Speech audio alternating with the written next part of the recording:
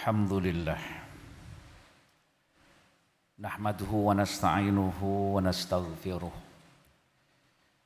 wa na'udzu billahi min syururi anfusina wa min sayyiati a'malina may yahdihillah fala mudhillalah wa may yudlil fala hadiyalah asyhadu an la ilaha illallah wahdahu la syarikalah wa ashhadu anna sayyidana Muhammadan abduhu wa rasuluhu la nabiyya ba'dah. Allahumma salli wa sallim wa barik ala sayyidina Muhammadin wa sallim tasliman katsira amma ba'd. Fa ya ibadallah usikum wa nafsi bitaqwallah ittaqullaha haqqa tuqatih wa la tamutunna illa wa antum muslimun. Jamaah Jum'ah rahimakumullah, marilah kita senantiasa meningkatkan keimanan dan ketakwaan kita kepada Allah haqqa tuqatih dengan sebenar-benar takwa, menjalankan perintah dan meninggalkan larangan, dan janganlah sekali-kali kita meninggalkan dunia ini kecuali dalam keadaan beragama Islam dan husnul khatimah. Jamaah Jum'ah rahimakumullah, baginda Nabi pernah ditanya oleh seseorang, siapakah manusia yang paling baik? Baginda Nabi menjawab, khairun nas man tala umruhu wa hasuna amaluhu. Manusia yang paling baik adalah orang yang panjang umurnya, panjang usianya, serta bagus amalnya. Ada satu kisah, ada dua pemuda dari suku Quda'ah. Dua pemuda ini adalah pemuda yang bertakwa dan ringan tangan, suka membantu baik dengan harta maupun tenaga dalam dakwah Islam. Suatu hari datang panggilan jihad. Maka kedua pemuda ini menyambut panggilan jihad ini dengan sukacita, dengan gembira. Dan mereka berdua berharap bisa syahid di dalam jihad tersebut karena dijamin masuk surga. Maka berangkatlah keduanya menuju medan jihad. Tetapi salah seorang di antara mereka memang gugur di medan jihad, menjadi seorang syuhada yang mati syahid. Sementara temannya selamat dan pulang dengan membawa kemenangan yang gilang gemilang. Sayang, setahun kemudian pemuda yang selamat tadi meninggal karena sakit. Maka di malam hari sahabat Thalhah bin Ubaidillah bermimpi. Thalhah bersama kedua orang pemuda, yang satu mati syahid, yang satu mati karena sakit. Seolah-olah sedang berada di depan pintu surga. Tiba-tiba ada panggilan dari penjaga surga. Ternyata yang dipanggil lebih dulu adalah pemuda yang mati karena sakit, bukan karena mati syahid. Silahkan masuk ke surga terlebih dahulu. Maka masuklah pemuda yang meninggal karena sakit itu ke dalam surga. Setelah itu barulah dipanggil pemuda yang mati syahid.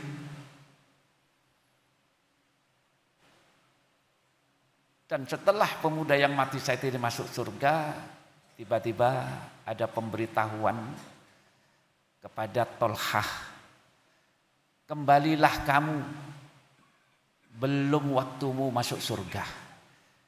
Maka Tolhah pun terbangun dari tidurnya dan memikirkan mimpi yang aneh. Keesokan harinya Tolhah bercerita kepada sahabat-sahabatnya tentang mimpinya itu, dan para sahabat tidak percaya. Bagaimana mungkin seorang yang mati karena sakit lebih didahulukan dibandingkan dengan seorang yang mati syahid. Dan cerita ini akhirnya sampai terdengar ke telinga baginda Rasulullah sallallahu alaihi wasallam. Maka dipanggillah sahabat Tolhah ini untuk menceritakan mimpinya tersebut. Dan ternyata baginda Nabi membenarkan mimpi dari Tolhah tersebut. Para sahabat heran dan bertanya, bagaimana mungkin ya Rasulullah, orang yang mati syahid diakhirkan dan yang didahulukan adalah orang yang mati karena sakit.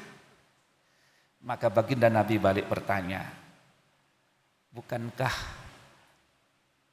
orang yang mati karena sakit itu hidup setahun lebih lama dibandingkan dengan kematian orang yang mati syahid? Betul ya Rasulullah. Bukankah dalam 1 tahun itu orang ini mendapati bulan Ramadan, dia berpuasa, dia melakukan sholat ini, ibadah itu di bulan Ramadan? Betul ya Rasulullah. Maka ketahuilah jarak antara keduanya lebih jauh dibandingkan dengan jarak langit dan bumi. Jamaah Jum'ah rahimakumullah. Kisah ini menggambarkan betapa hebatnya amalan di bulan Ramadan.